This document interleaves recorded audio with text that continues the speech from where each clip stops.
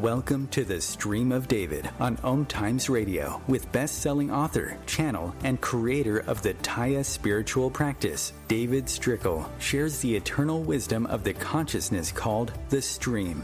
Prepare to have your mind blown and receive clarity on your life and the universe like you perhaps never have before. And now, your host, David Strickel. Welcome to the Stream of David show. I am here with Matt Gardan. Hi, Matt. Hey, David. How are you? Hi, everyone. Very, very good. That's the new shorter introduction. What do you think? Hey, I like it. It's punchier. Yeah, Time has sped shorter. Exactly. Well, we had the longer introduction when we were new to OMTimes, just to sort of introduce the idea of what the show is and how it's all about. And I think we've done that now, and we have lots of great listeners, which I appreciate very much. Yeah. And I don't think they need to sit through such a long introduction. They just, hey, it's the David and Matt show. Yeah, a lot of times it is the David and Matt show. Yeah, the crazy David and Matt. So, what's new in your world?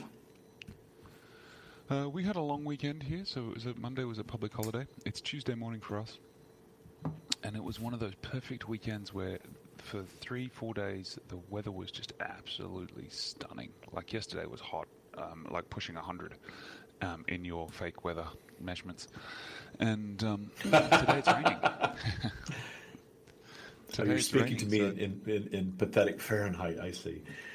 So it gave way to rain. I would love for it to rain in Southern California or California, period. You know, the state is on fire because we've had no rain. And I live in the desert, so it's really impactful. Not with fire here, other than smoke, but just the heat. 100 degrees plus in our stupid way of measuring temperature, as you say. Every day, and it's been this way for months now, and I'm just ready for it to break and have a little chill in the air. We get a little bit of that at night, but not like I want during the day for sure. Yeah. So I'm working on. I'm sorry. I'm working on the Taya book, as you know, and I'm actually going in and for those of you who haven't heard me talk about this, I am writing a Taya book right now. The working title is The Taya Practice. I've been working on this book for 2.5 years. I have finished the first draft, and now I'm kind of going back in and rewriting and polishing. And Matt has added some questions to the book. There's some of my Taya Mastery people have placed questions in there, and Matt's questions. I think I messaged you and said, "What were you on exactly when you asked these questions?" Yeah, my parole officer told me not to answer that question on public radio. That's true.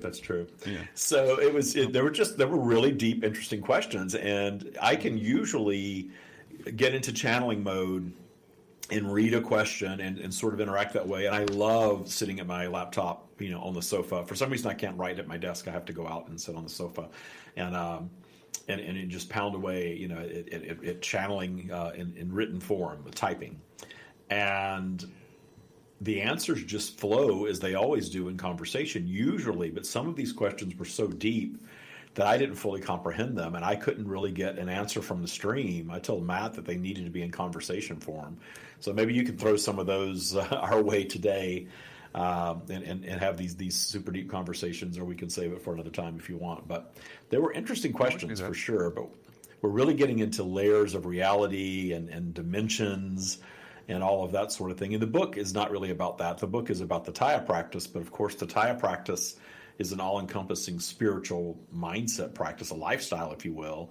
So any question can be relevant to the practice, especially if you're understanding layers of reality and how our thoughts impact that. Yeah. And it's true. And I think the more you understand reality, the more you can understand the nuances of it. So I'd like to get into some of the deep questions, of course, and I'd also like to talk to the stream about Stoicism, which is, the Roman philosophy of the Stoics. And I just thought it was a really nice, maybe a really early incarnation of Taya, because there were 4 pillars as well. One of them was balance and not being too attached to stuff, and the other was seeking wisdom. I listened to a podcast about that over the weekend. I remembered while you were talking. And, some fascinating stuff from like 2,500-3,000 years ago, like before, around the time Christ was born. These Roman philosophers were We're trying to understand how to live a purer life. So it'd be good to dive into that too. But yeah, lots of interesting questions for the stream today. Yeah, good. So you'll have to turn me on to this podcast that you listen to, because it does sound like it's something that's kind of akin to, and Taya is the modern age version of, perhaps. But yeah, these tools have been delivered to different teachers in different ways over the years, I'm sure. In Taya, they're just packaged in a unique way, I think, and yeah. we've created tools that work in our modern world with eternal law, with eternal universal law, and because those laws don't change, but the way we perceive things and the way we react to things and the way we utilize things in a physical environment certainly changes. Yeah. That's why there's there are these ancient texts and these ancient practices that don't necessarily apply to our modern day way of life, because they're ancient. They're not eternal. They're ancient, which means they're of earth. They are just older things of earth that have elements of wisdom in them, but they were for a different time. And here we are up to speed with the time that we're in, or hopefully somewhat up to speed with the time that we're in, right? Yeah, hopefully. Interesting times, though. So I'm working on the book proposal now, and you have to sort of define, who the book is for, and the book could be for anyone, certainly, but certainly for people that are on a spiritual journey, trying to understand what can often be a very confusing big tent of spirituality. People that are trying to understand universal law, because the law of attraction is thought of as this materialistic thing. People that aren't even necessarily what you would call spiritual are students of the law of attraction who want to figure out how to attract, a lot of times, money and things, that material things to themselves, and use it, quote unquote, that way. And I want to make sure that everybody understands that Taya that's a component of Taya, but it's a tiny component of Taya. Taya is not about that. Taya is about, having joy and clarity in your life first and foremost, and really understanding what humanity is all about, what positive and negative are all about, and how to apply these laws in our lives so that we have great clarity on our purpose in the world, personally and for humanity and for planet Earth. And when you understand that purpose and you understand vibrational flow and the value of both positive and negative, then you have a whole different life perspective. And to me, that higher life perspective is what brings joy. It brings joy for me, at least. Absolutely. And I think you're absolutely right, David. That kind of understanding just how important joy is. I don't think we realize how important it is to be happy and to be up your spiral, but like really up your spiral, not just fake pretending up your spiral. Because that's where everything starts to flow. That's where stuff starts to unfold and starts to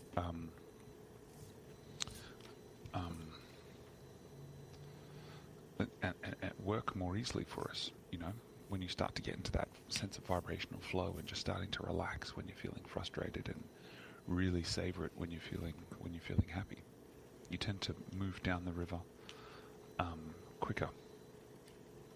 Well, to me, it's getting to this place where you really trust the universe to pamper you, as I like to say, to take care of you, so much so that you're not attached to anything or any outcome. And when you get to this place where you're not attached to any material thing or any outcome or any state of being, you can be joyful regardless of what's flowing through your life in the moment.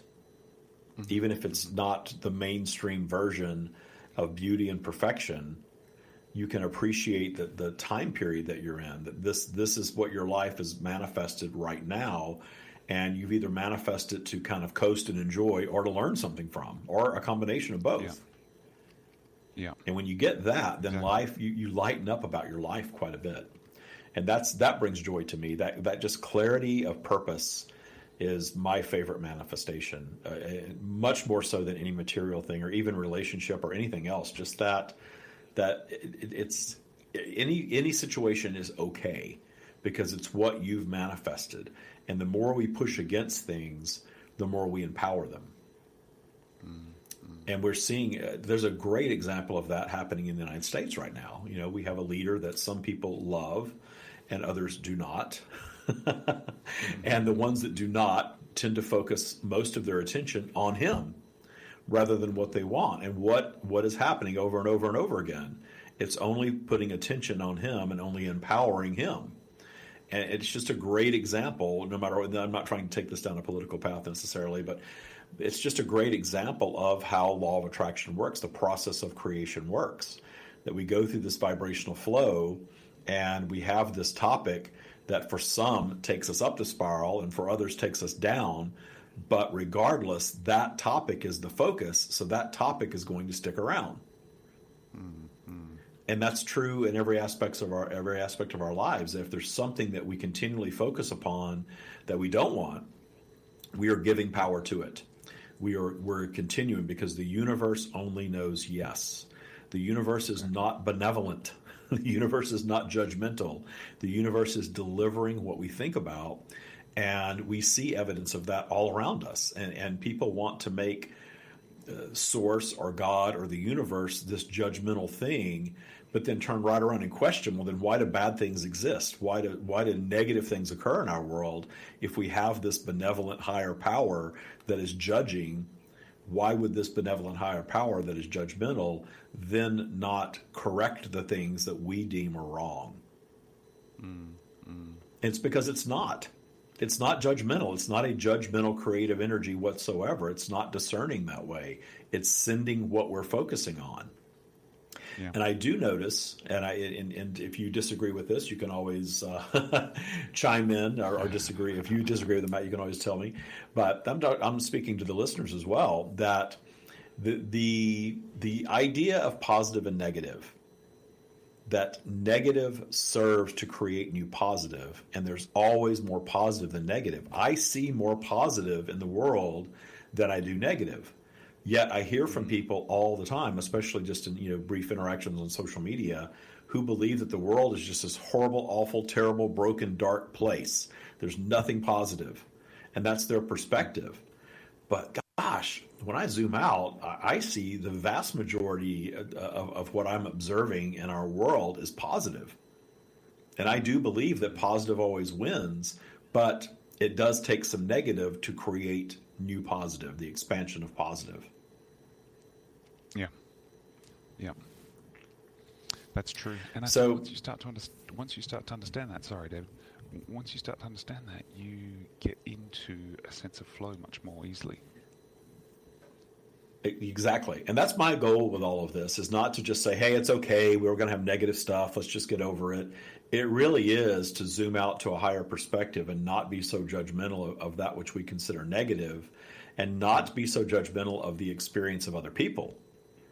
Because that wanting to save the world from itself is rooted in judgment. We are judging someone else's experience as something that we don't want, so obviously they don't want it either, so we need to fix it for them. Yeah, exactly. But we're not experiencing it from their perspective, so how can we know what they really want and what they're really focusing on and why they're focusing on it? Yeah, exactly. Deep and stuff. I think sometimes, why am I focusing on this? I think what happens is you can get stuck in kind of like a death spin, like where you're kind of just spinning out of control, down the spiral. And it's really hard to kind of check out and not obsess about it. But you have to. I think that's the work. The work is to be able to, break that habitual cycle and consciously start to focus on what you want and on where you want your life to be. If you want a life that you are consciously creating yourself. That's true. Not everybody does, but most people say they want that, but then the responsibility for that can be great. Yeah. And they slip back into, hey, it's a lot easier to blame all my problems on other people than to take responsibility for them myself and set about changing them. But if I'm identifying you and you're out there listening to this, I promise you it's worth doing the work to accept responsibility for everything that you've created, because then you have the power to change what's going to come next. And ultimately, you start changing what's happening in your now, which is even more powerful. Exactly. And that's what I want for everybody. That's why I'm out here teaching this stuff. It's funny. We'll head out in just a bit in the last couple of minutes that we have before break and before I bring the stream in for you to ask your crazy questions to. We were talking about the book The Secret, last week on the show, and I don't really watch TV, but I do watch YouTube. And I turned on YouTube over the weekend, and I have it on my Apple TV. And Joe Rogan popped up, and he was bashing The Secret. Was he? I thought it was so funny, and it wasn't a brand new episode either. He was criticizing Oprah. He said he loves Oprah, but she gave us a couple of things that he really despises, and one is The Secret. I thought that was really funny. He didn't really go too deep in. Well, it was this idea of that you can just think of something and it just appears for you. He doesn't like that, and I agree with that. I don't like the idea. I think in the book they were trying to get people to understand that you create your own reality via your thoughts, and that was the overriding message, and that's 100% true. We see evidence of that all around us all the time. But the idea of daydreaming about a material thing and having it just materialize in your front yard. I think there was a scene in the movie where there was a kid that was dreaming of a red bicycle, and the red bicycle just materialized in his front yard. And I always joke that I tried that with a Bentley Continental, and I still don't have a Bentley Continental, so it didn't work so well for me. Yard. Yeah. I think so. Yeah, my Bentley turned into a pumpkin, I think. So I actually love my car. I shouldn't say that. Apparently, a fair few of the staff at Spotify are upset that Rogan's coming on, and they petitioned the management to say, look, there's a number of things we don't think he should talk about. Isn't that funny? Censor him internally. It's he shouldn't talk about the things that we disagree with. And the thing that I like about Joe Rogan is he has all kinds of different people on his show with all kinds of different beliefs and speaks to them with an open mind and with intelligence. I love that. I personally love that. That's why I like his show so much. And I think it's the number one podcast, right behind the Stream of David. It's the number one podcast out there, and that's probably why. But anyway, we do need to go to break. When we get back from break, though, Matt is going to be talking directly to the stream, and then we'll come back at the end and wrap all this up. We'll be right back with Matt Gardan.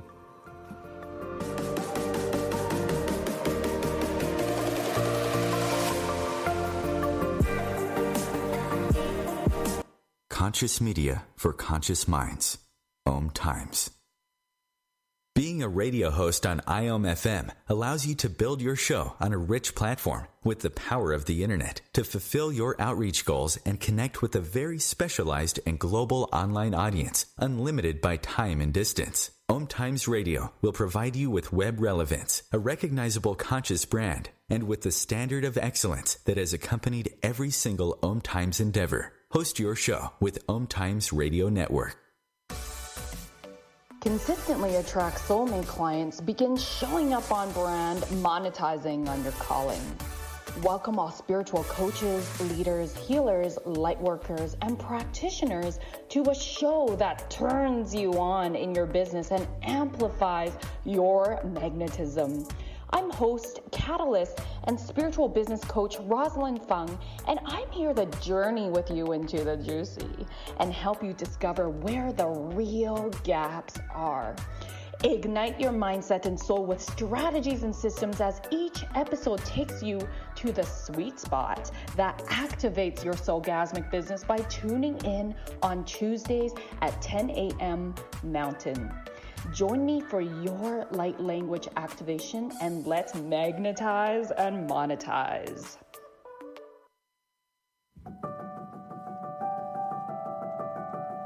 The Taya practice is changing lives all over the world. Listen to what just a few of our Taya Bootcamp graduates have to say. Taya practice has taken my professional life, me, to a new level of abundance and happiness and joy on a daily level of existence that I didn't even know was possible. This work is profound. If you do the Taya Bootcamp and maintain a daily practice, you will fundamentally change your life. It changes everything about you, and it will affect all other aspects of your life, your health, your career, your money, your relationships. And I think that certainly has helped with my anxiety, with my mental health. I'm realizing that, wait a second, I do deserve the best in life. If you're ready to release fear and old limiting beliefs and learn to truly trust the universe to deliver all your desires, then it's time for you to join Taya Bootcamp. Visit thestreamofdavid.com/TYA today and book your free discovery meeting. A social distancing tip. Putting distance between yourself and others is critical to slowing the spread of coronavirus. So here are ways to stay in contact without the physical contact part. Call, send a text, set up a video conference, post on social media, dedicate a song on the radio. If you have symptoms of fever, dry cough, and shortness of breath, call your healthcare provider before going to their office. For more info, visit coronavirus.gov. Let's all do our part, because we're all #AloneTogether. Brought to you by the Ad Council.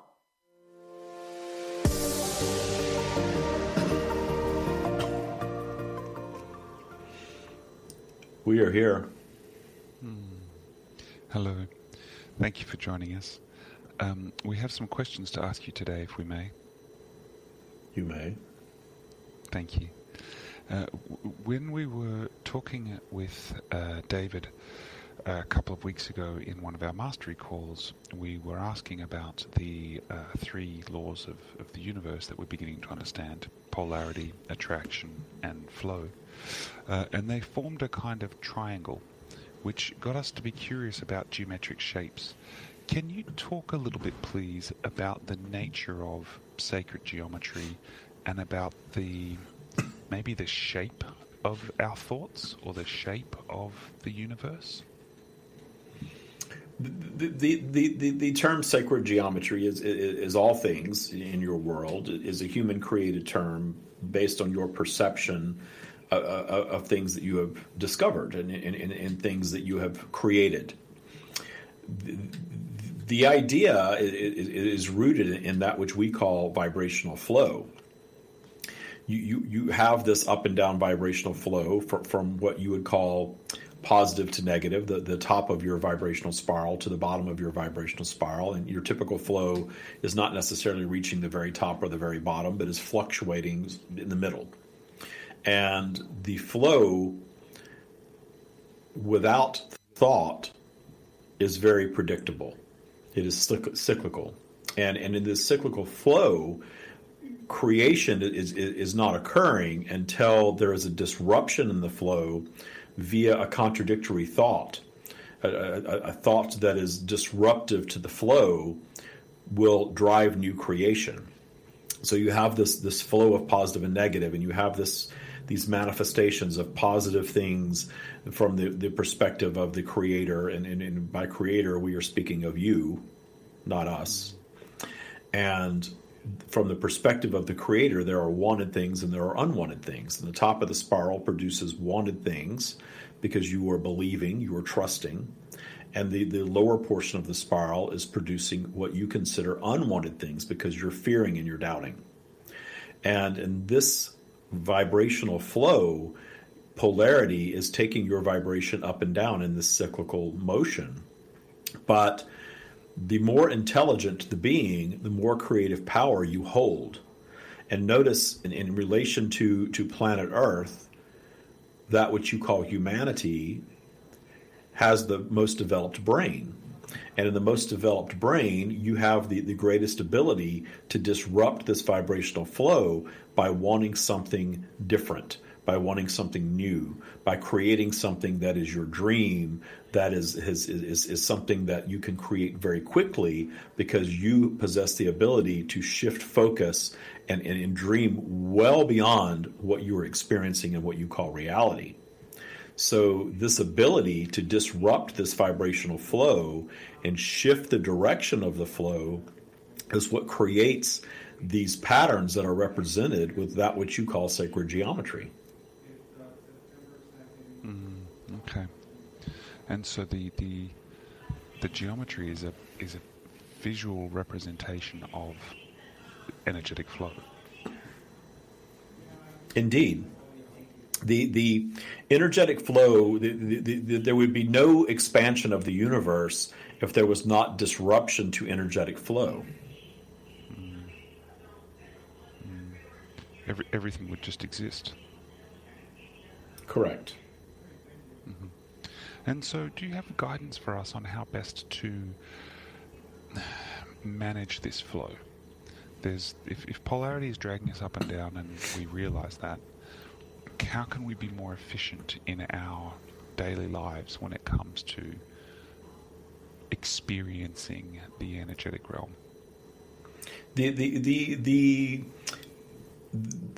For lack of a better term, the real problem that humans have with vibrational flow, you are unique in this way on your planet, is your judgment of it. Your judgment of the lower vibrational flow being negative and fearing your obstacles, fearing your own demise, which is inevitable. Think of all of the things that human beings fear that are for them inevitable. And from there, look at all of the things that are feared that are not inevitable. How much fear is experienced at this time on your planet across humanity? All of that fear creates what you would call a negative experience in your lower vibrational field. And this vibrational flow is something that is quite natural for you. It is high energy to low energy, if you will, and essentially nothing more than that. But your thought process, your reaction to it, is what creates the true negative for you.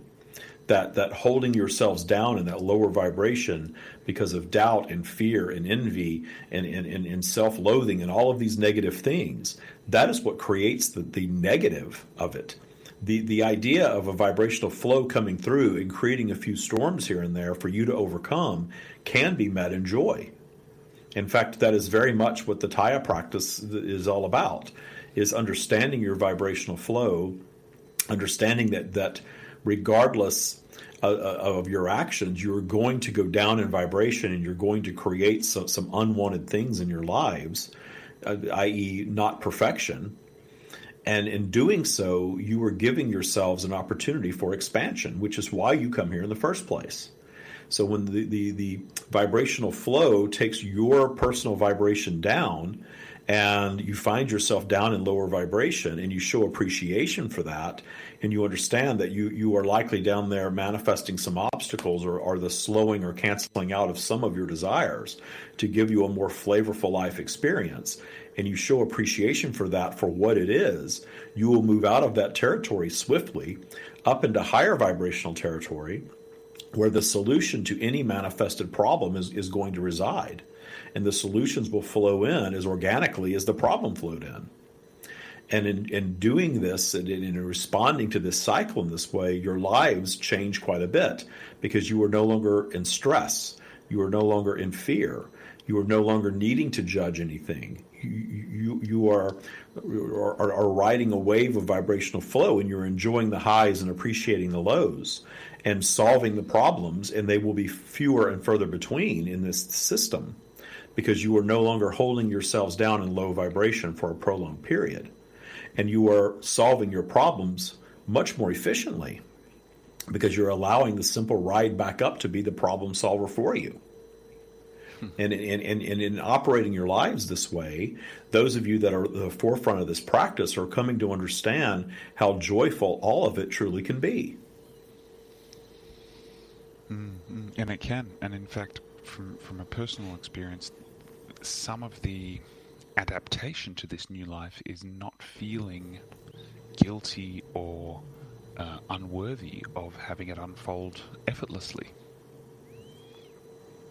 That is a component of it as well, because that is when you begin to manifest with great ease, it is easy for you in your current day society to turn that judgment switch back on because it is so well developed in all of you, just like the fear switch is.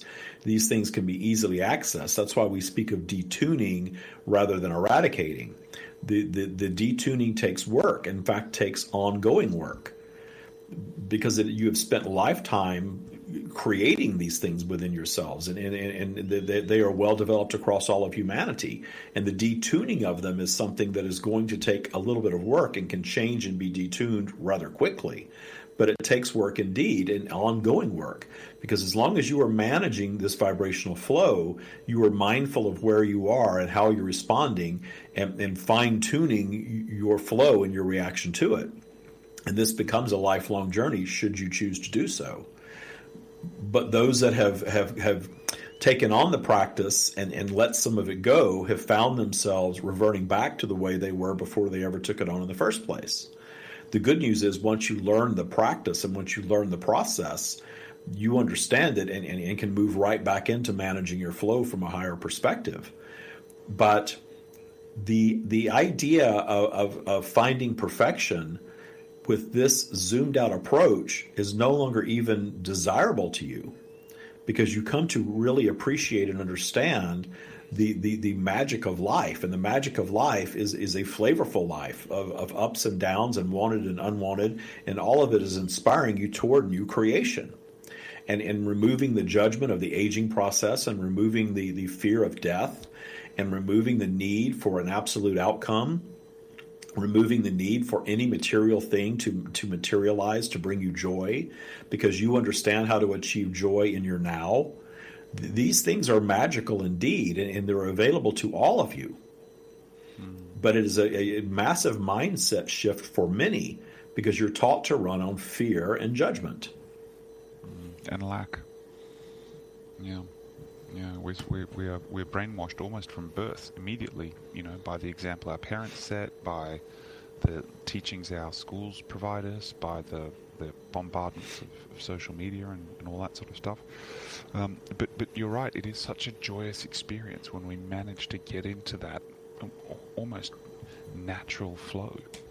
And it is we're almost out of time, but I think we've got time for one more little question.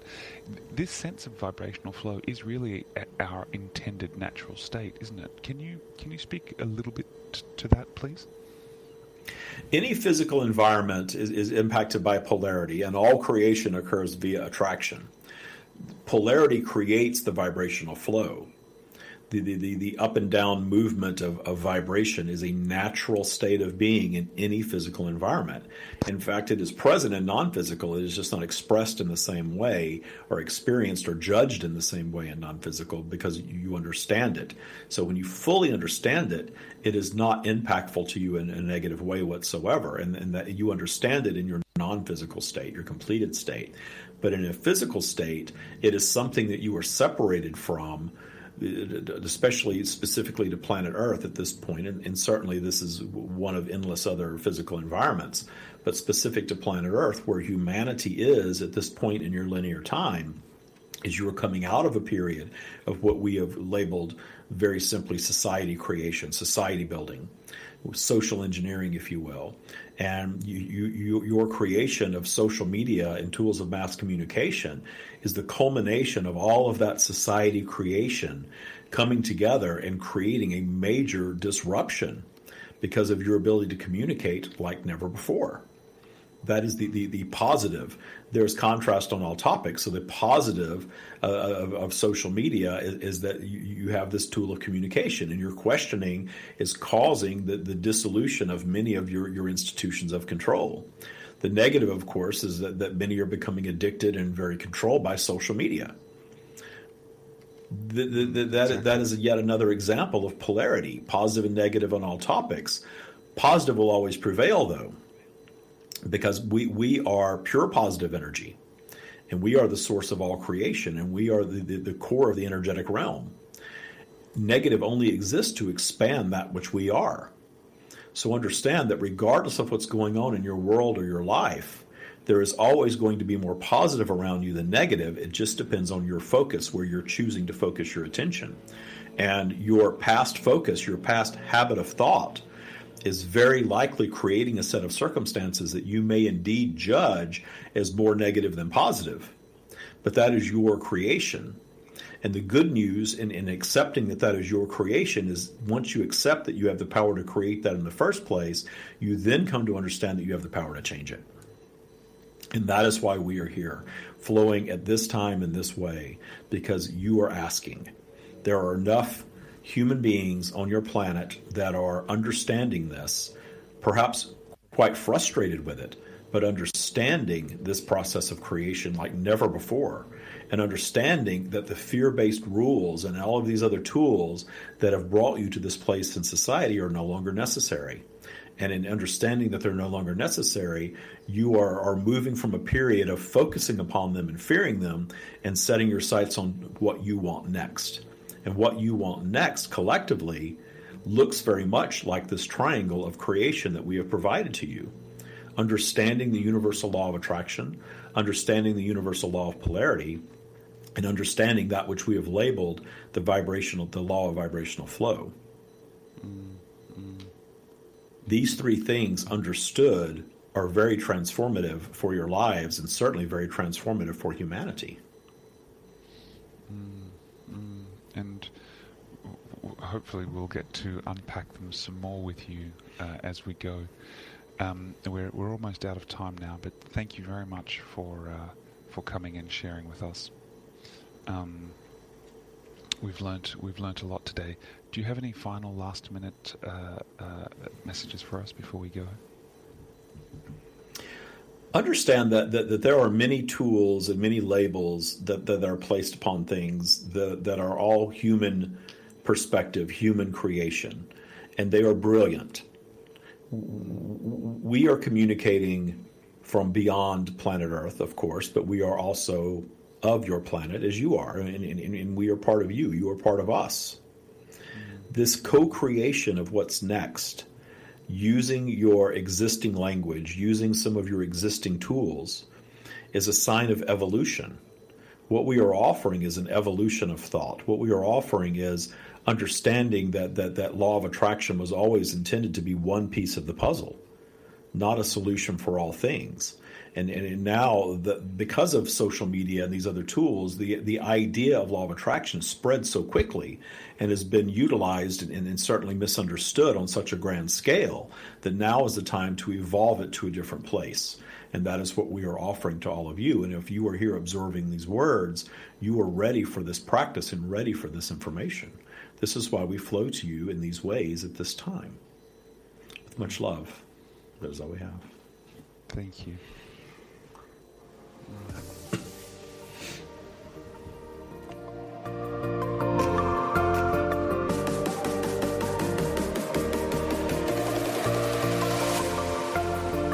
Feed your soul with waves of consciousness on OMTimes Radio.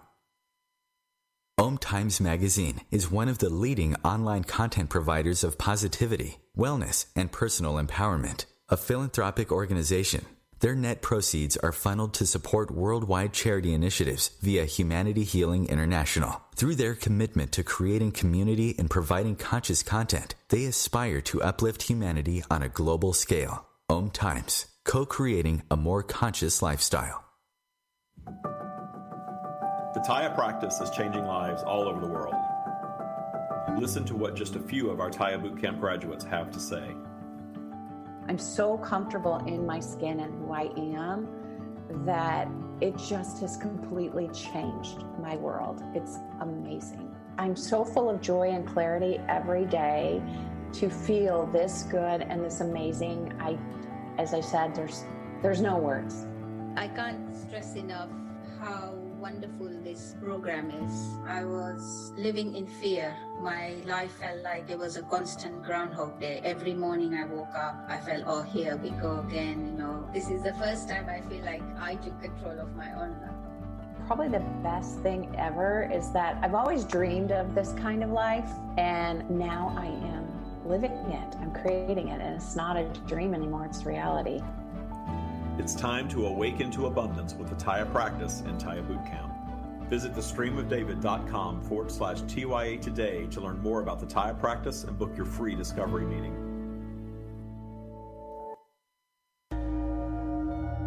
Life is a flow, and enlightenment is simply harmonizing with the way life really is. Then you find that life is effortless, benevolent, and free of all suffering. Hey everyone, this is GP Walsh, and I want to invite you to my brand new radio show that's launching right here on OMTimes Radio called The Flow of Enlightenment. I've been a spiritual teacher for decades, and my greatest pleasure is being able to share with you these deep and highly practical spiritual ideas. So join me in The Flow every Tuesday at 1 p.m. Eastern, and let yourself be transformed.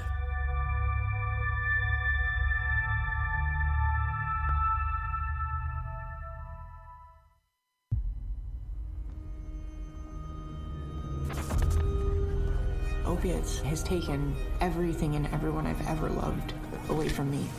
Everything. I blew my ankle out and I got prescribed pain pills by my doctor. If making my detox public is going to help somebody, I'm all for it. So I just wish I would have had a warning. Opioid dependence can happen after just 5 days. Know the truth, spread the truth. A message from Truth, the Ad Council, and ONDCP.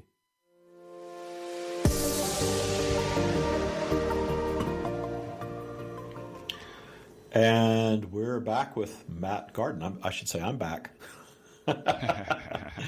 How was that? That's right. Yeah, it was good. Yeah, it was really good. It's always good. I love talking to the stream. It's fantastic to be able to have that privilege, really. They were speaking a lot about how, the law of attraction is misunderstood by a lot of people, and actually part of the reason they're flowing to us today is because, or at the moment, there are people who have a bit of frustration with how the law of attraction is understood and how they're dealing with the law of attraction. It is more complicated than just think of something and it will appear. I think because of the technology we have today, information is spreading quicker and quicker, and misinformation is also spreading quickly. And so, part of the stream's teachings is that there are these three core laws: attraction, polarity, and flow. And understanding all three of them allows us to have a much richer experience during this lifetime. So yeah, it was lovely. Yeah, and I like simplicity, and I think the secret book and the idea of law of attraction is very simple, and that's why I love what the stream has been. I understood that there was more to it way back. I did. I didn't always understand vibrational flow. That's something that's sort of developed with the Taya practice, and I love it. I'm really working to communicate it in such a way that people don't get so intimidated with all of these different terms and all of this. I really want people to get this. And I'm not talking about boot camp. I'm talking about everybody that comes in contact with our teachings. I want everybody to learn Taya regardless of how they do it. And I'm passionate about it because I see the changes that it brings to people's lives, and I know the changes that it's brought to my life, and certainly the people that are in mastery. And getting this vibrational flow and understanding it and appreciating it and respecting it is so satisfying that, hey, we're not here to just have all this material stuff that we think that we want. And it's funny that somebody was talking about bloggers. I think it was a TikTok I saw, and she said she hates bloggers because they always make her feel bad about her life. And I laugh at that because I have friends that are bloggers. I have a lifestyle blogger friend, and I have a bodybuilder person that is a friend of mine that's has a big Instagram following. And I know these people, and I know that they're great at what they do and what they put out there, but I also know the other aspects of them. And just like me, none of us are perfect. None of us are living in a state of perfection. I think people choose to put out what they want to put out for mass consumption, and that's okay. I don't even think that's a bad thing. I think it's inspiring. If somebody's in great shape, if somebody has a beautiful home, if somebody makes beautiful food, whatever it is, that stuff can be inspiring. And if you're using it for inspiration, I think that's a positive thing. But if you're using it as a tool to feel like crap about yourself because you can't achieve that, or think that they're living some complete life of perfection and you're not, then it's working against you. And you need to realize that you are seeing the version of them that they want to put out there. And a lot of us do that. I don't put a whole lot of my life on social media anymore, especially since my identity theft. I don't. I just put my spiritual teachings out there, but that's not all that I'm about. It's just this, but this is what I think is worthy of mass consumption. So this is what I put out there. And I never want to come on here or anywhere and pretend like I'm some spiritual guru that's completely enlightened and living this life of perfection, that everything is just great all the time and I don't ever have any problems, because that's not realistic. We're not here for that. We are here to manifest problems and obstacles and overcome them. And I have them, and everybody that I know has them. So this idea of perfection, if you're seeing things on social media and feeling bad about yourself, change your perspective, or get off social media if you need to do that. I watched that. What was it called on Netflix? The Social Dilemma. Yeah. And it's funny because right after that, I watched, I haven't seen Black Mirror. I kind of quit watching TV shows, but we got bored. And Michael had never seen Black Mirror. And I said, well, it's really well done. It's really interesting. It can be a little dark. Have you seen Black Mirror? Yeah. Matt? Yeah. It gets me. Yes, I have. So, yeah, I can hear you. I didn't hear you if you answered it. So anyway, Black Mirror is cool because it's somewhat futuristic technology, but not so far in the future that you can't relate to it. It all seems like stuff that could be right now, right? It's stuff that's probably in development or something like it. It's one click away from where we are now. Yeah. And a lot of it does highlight how social media can be a very damaging thing in our world. The stream talks all the time, I know, about how social media is bringing us together as a planet, and our collective questioning is causing this disruption, which ultimately is going to be a very positive thing. But addiction to social media or self-judgment because of social media is not a good thing. So we have to really limit our intake of something, especially if it's making us feel bad. To me, if anything's making you feel bad about yourself, you need to cut yourself off of it for a while, do some vibrational work, and then when you are feeling stronger in your ability to absorb something without self-judgment, then maybe you can go back to it. But if it's making you feel bad about yourself, stop it, right? That's David's advice. If it's making you feel bad about yourself, stop it. Yeah. Well, I enjoy looking at, nice cars and beautiful food and pretty houses and cute dogs and all that stuff, as long as it's uplifting and I'm not sitting there for hours staring at it. There's always something more productive I could be doing. But, going down this, I'm not in good enough shape, or my house isn't big enough, or, like I was joking earlier about, not having the Bentley and all that stuff. I want to look at things and be inspired and made happy at these beautiful expressions of source that we've created as humanity. But I don't want to beat myself up about not having something, because I know that's counterproductive. That's not going to help me in any way. No, exactly, and that just reinforces a negative cycle instead of appreciating it as a positive cycle. It's if you're appreciating something in beauty and looking at it and not feeling lack from that, then it's a good thing. If you're looking at something and thinking, I'll never get to have that, that's awful, stop doing it. Turn your well, and having the ability to look at something, look at something in appreciation without needing to possess it. And the things that we do possess, not attaching ourselves to them for our happiness or self-worth, because material possessions can come and go. Exactly.